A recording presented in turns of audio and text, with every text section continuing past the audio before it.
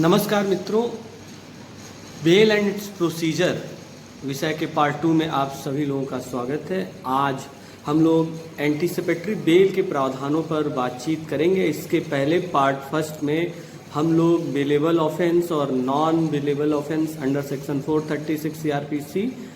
और under section 437 CrPC और जमानत के अन्य प्रावधानों पर हम लोग विस्तृत चर्चा कर चुके हैं, लेकिन आज हम लोग एंटीसिपेटरी बेल पर अपनी बातचीत करेंगे। 438 सेक्शन 438 सीआरपीसी में एंटीसिपेटरी बेल का प्रावधान है और इसका कुल मिलाकर के कहने का मतलब है कि where there is apprehension of arrest, जहां पर गिरफ्तारी की प्रत्याशा होती है, उस दौरान पुलिस तत्काल कोर्ट के आदेश के आधार पर जमानत पर रिहा करती है। कोई भी सस्पेक्ट किसी भी मामले में गिरफ्तार होने के से पूर्व यदि माननीय न्यायालय से अंडर सेक्शन 438 सीआरपीसी आदेश प्राप्त करता है तो दौरान विवेचना न्यायालय में चार्जशीट सबमिट होने से पूर्व तक उसके गिरफ्तारी पर न्यायालय के आदेश पर उसको कंडीशनल बेल मिलती है, जिसके आधार पर उसके गिरफ्तारी पर रोक लग जाती है, जिसे एंटीसिपेटरी बेल कहा जा सकता है। इन शॉर्ट हम कह सकते हैं कि इंश्योरेंस अगेंस्ट पुलिस अरेस्ट और custody.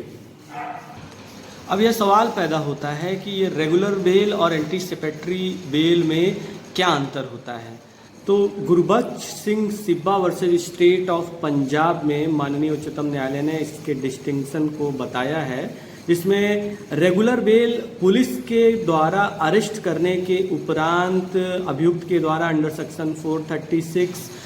Under section 437, under section 439 CrPC के अंतर्गत जमानत प्रार्थना पत्र स्वीकार करने के बाद मिलती है। और साथ ही साथ इसमें एक बार रेगुलर बेल हो जाने के बाद दूसरी बार, जब तक कि न्यायालय निरस्त ना कर दे तब तक दूसरी बार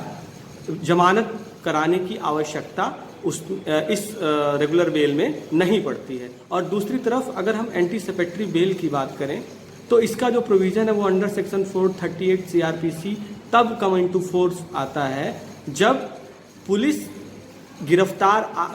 किसी भी नॉन बेलेबल ऑफेंस में किसी भी अभियुक्त को गिरफ्तार नहीं करती है। गिरफ्तारी के पूर्व यदि कोई अभियुक्त या सस्पेक्ट न्यायालय के समक्ष अंडर सेक्शन 438 सीआरपीसी जमानत के लिए प्रार्थना करता है तो उसे एंटीसिपेटरी बेल मिल जाती है।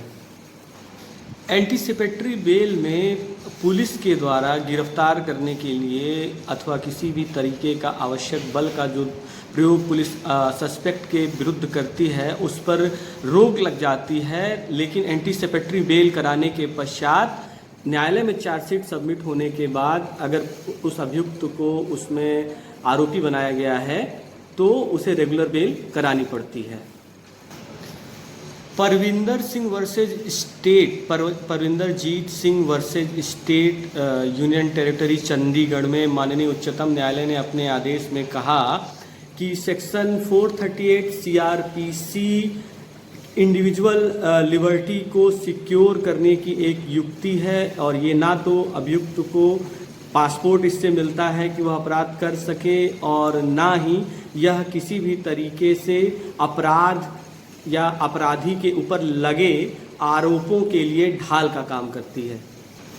अगर हम सेक्शन 438 सीआरपीसी की बात करें तो इसमें यह बात बहुत स्पष्ट रूप से आ जाती है कि किन परिस्थितियों में और कब हम एंटीसिपेटरी बेल के लिए अप्लाई कर सकते हैं। तो सेक्शन 438 के अनुसार यदि किसी व्यक्ति को यह सकारण यह उसको लगता है कि उसको अप्रीहेंशन ऑफ अरेस्ट है किसी भी नॉन बेलेबल ऑफेंस के मामले में, उससे पुलिस गिरफ्तार कर सकती है, तो वह सेशन कोर्ट या हाई कोर्ट में एक एप्लीकेशन के माध्यम से अपनी जो अप्रीहेंशन ऑफ अरेस्ट है इस लिहाज से उस गिरफ्तारी पर रोक लगा सकता है। और यह भी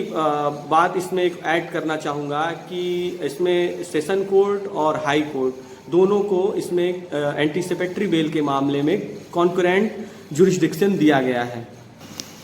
एंटीसिपेटरी बेल में डायरेक्शन लेने के लिए न्यायालय निम्न बातों का जो है ध्यान रखती है। जैसे कि पहली बात तो ये कि क्या अपराधी का कोई आपराधिक इतिहास तो नहीं है, क्रिमिनल हिस्ट्री या हैबिचुअल ऑफेंडर तो वो अभियुक्त नहीं है, क्या वह जमानत प्राप्त करने के बाद क्या वह मुकदमे की कार्यवाही के दौरान भाग जाएगा, क्या उसने जो अपराध किया है उसकी प्रकृति क्या है, उसकी गंभीरता कितनी है। इस बारे में न्यायालय अपने जुडिशियल माइंड को अप्लाई करने के बाद ही एंटीसिपेटरी बेल को स्वीकार या अस्वीकार करती है। इसके साथ ही साथ यदि न्यायालय ने एंटीसिपेटरी बेल को अस्वीकार कर दिया है तो पुलिस उस मामले में सस्पेक्ट को अरेस्ट करने का अधिकार प्राप्त कर लेती है। अपराधी को या सस्पेक्ट को कहीं परेशान तो नहीं किया जा रहा है, ह्यूमिलिटेट तो नहीं किया जा रहा है, उनको किसी प्रकार से इंजरी देने के लिए तो उसके विरुद्ध यह केस खड़ा नहीं किया गया है। इसकी जांच के लिए न्यायालय सबसे पहले एंटीसिपेटरी बेल के फाइनल ऑर्डर से पूर्व इंटरिम बेल एक्सेप्ट करती है और उस इंटरिम बेल में 7 दिनों की नोटिस सुपरिटेंडेंट ऑफ पुलिस और पब्लिक प्रोसिक्यूटर को दी जाती है कि वो मामले के तमाम जो फैक्ट और सर्कमस्टेंसेस हैं, जो भी एविडेंसेस हैं, उसको कलेक्ट करके न्यायालय के सामने रखें ताकि इस बात को देखा जा सके कि जो प्रार्थना पत्र एंटीसिपेटरी बेल में आया है उसे स्वीकार किया जा सकता है या नहीं स्वीकार किया जा सकता है। और फाइनल ऑर्डर से पूर्व न्यायालय इंटरिम बेल एक्सेप्ट करती है। 2005 अमेंडमेंट एक्ट के बाद सेक्शन 438 सीआरपीसी में पब्लिक प्रोसिक्यूटर के कॉल पर या पब्लिक प्रोसिक्यूटर की एप्लीकेशन पर न्यायालय एंटीसिपेटरी बेल की हियरिंग के दौरान, फाइनल हियरिंग के दौरान एक्यूज को न्यायालय में न्यायालय के समक्ष उपस्थित रहने के लिए बाध्य कर सकता था, जिसकी वजह से जो इस पूरे सेक्शन का, इस पूरे एंटीसिपेटरी बेल का जो ऑब्जेक्ट था वो फ्रस्ट्रेट हो गया था। लेकिन सेक्शन 438 सब सेक्शन 2 में इस पूरे इस पूरे प्रोविज़न को, सेक्शन 438 सीआरपीसी के मेन ऑब्जेक्ट को फ्रस्ट्रेट ना करते हुए यह कोर्ट को अधिकार मिला है कि कोर्ट एक कंडीशनल एंटीसिपेटरी बेल अभियुक्त को दे सकती है, जिसमें वो कंडीशन क्या हो सकती है, वो कंडीशन हो सकती है कि पुलिस इंट्रोगेशन के दौरान अभियुक्त जब भी कॉल करेगी पुलिस के समक्ष जाना होगा। किसी भी तरह से वह जो है उस संबंधित केस के साक्ष्यों, तथ्यों और गवाहों को वो इंड्यूस नहीं करेगा, उन्हें हैम्पर नहीं करेगा या उनसे कोई प्रॉमिस नहीं करेगा जिससे वो कोर्ट के समक्ष या दौरान निवेशना कोई भी गवाह उस केस से संबंधित कोई भी साक्ष्य तथ्य रखने से मना कर दे या उसे छिपाए। और तीसरी सबसे बड़ी बात कि वह अभियुक्त यदि एंटीसिपेटरी बेल प्राप्त करता है तो किसी भी कीमत पर देश को छोड़ करके भारत की सीमा से बाहर न्यायालय की अनुमति के बिना नहीं जाएगा। Balchand Jain versus state of MP में जस्टिस पीएन भगवती ने एंटीसिपेटरी बेल को अलाउ या डिसमिस करने के लिए गाइडलाइंस दिया। उसमें उन्होंने सबसे पहली बात जो कही इस पूरे केस में, जो अपने निर्णय में उन्होंने कहा कि सेक्शन 438 सीआरपीसी एक एक्स्ट्रा ऑर्डिनरी पावर है, लेकिन इसका एक कतई मतलब नहीं है कि इसका उपयोग कोर्ट एक्सेप्शनली करे। दूसरी बात उन्होंने यह कही कि ये भी कोई ज़रूरी नहीं है, कोई रिस्ट्रिक्शन नहीं है कि जिन मामलों में सस्पेक्ट के ऊपर डेथ पेनाल्टी या लाइफ इम्प्रिजनमेंट के दंड का प्रावधान हो तो इस तरह के मामलों में कोर्ट जो है एंटीसिपेटरी बेल नहीं दे सकती है। लेकिन इसमें शर्त ये हमेशा यही रहेगी कि इंटायर मटेरियल का मतलब बहुत कॉशन और केयर के साथ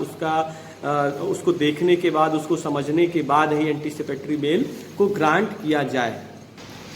अरेस्ट वास्तविक रूप से एग्जिस्ट करना चाहिए ऑन अ टेंजिबल ग्राउंड्स। वास्तविक रूप से एग्जिस्ट, अरेस्ट का केवल भय होने पर इसे एप्रीहेंशन ऑफ अरेस्ट या एंटीसिपेशन ऑफ अरेस्ट नहीं माना जा सकता है। व्यक्ति की पर्सनल लिबर्टी और पुलिस की इन्वेस्टिगेशन का जो पावर होता है उसके बीच में बैलेंस होना चाहिए। और एंटीसिपेटरी बेल जब तक स्पेसिफिक एक्यूजेशन अभियुक्त के ऊपर न हो तब तक एंटीसिपेटरी बेल को स्वीकार नहीं करना चाहिए। यह कोई अनिवार्य बात नहीं है कि एफआईआर जब तक नहीं लॉन्च हो जाए सस्पेक्ट या अभियुक्त के विरुद्ध तब तक हम एंटीसिपेटरी बेल के लिए नहीं जा सकते हैं। और इसके साथ ही साथ यह भी कोई ज़रूरी बात नहीं है कि एक बार अगर एंटीसिपेटरी बेल कोर्ट ने अलाउ कर दिया तो क्या फिर से उसे कोर्ट रिकॉल नहीं कर सकती, कैंसिल नहीं कर सकती। समंदर Singh versus state of Rajasthan में डावरी डेथ के मामले में अंडर सेक्शन 438 सीआरपीसी में सेशन कोर्ट ने अभियुक्त के जमानत को एंटीसिपेटरी बेल को स्वीकार किया, जिसके बाद में एमपी हाई कोर्ट ने एंटीसिपेटरी बेल को केस के जो सर्कमस्टेंसेस थे, फैक्ट थे, जो एविडेंसेस वगैरह जो सबमिट हुए बाद में, उसके आधार पर एमपी हाई कोर्ट ने एंटीसिपेटरी बेल को रिकॉल किया, डिसमिस किया। और इस पूरे निर्णय को ऑनरेबल सुप्रीम कोर्ट ने एमपी हाई कोर्ट के जो निर्णय था एंटीसिपेटरी बेल खारिज करने का, उसे अपहेल्ड किया, उसे बनाए रखा।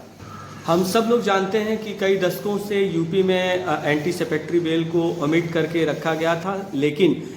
2018 में अमेंडमेंट एक्ट आने के बाद अब यूपी में भी एंटीसिपेटरी बेल एप्लीकेबल है, लेकिन कुछ रिस्ट्रिक्शंस के साथ, जैसे गैंगस्टर एक्ट में या एनडीपीएस एक्ट में या ऑफिस सीक्रेट एक्ट जो है आपका, और इस तरह से जिन मामलों में डेथ पेनाल्टी की सज़ा का प्रावधान है उन मामलों में यूपी में आप एंटीसिपेटरी बेल के लिए अप्लाई नहीं कर सकते हैं। अगर हम लोग इस पूरी बातचीत को और इस पूरी चर्चा को अगर कंक्लूड करें तो ये बात बहुत स्पष्ट रूप से समझ में आती है कि एंटीसिपेटरी बेल एक बैलेंस है। पुलिस के द्वारा अननेसेसरली या किसी कंप्लेनेंट के द्वारा अनावश्यक रूप से किसी को इरिटेट या परेशान या इंजरी देने के लिए जो उसने एक्ट किया है, जो कंप्लेंट किया है, उसकी स्क्रूटनी एंटीसिपेटरी बेल के माध्यम से हो जाती है। और उसके माध्यम से एंटीसिपेटरी बेल के माध्यम से उसकी जो पर्सनल लिबर्टी है उसको न्यायालय बचा के रखती है। अगले वीडियो में हम लोग सेक्शन 439 सीआरपीसी पर बातचीत करेंगे। नमस्कार।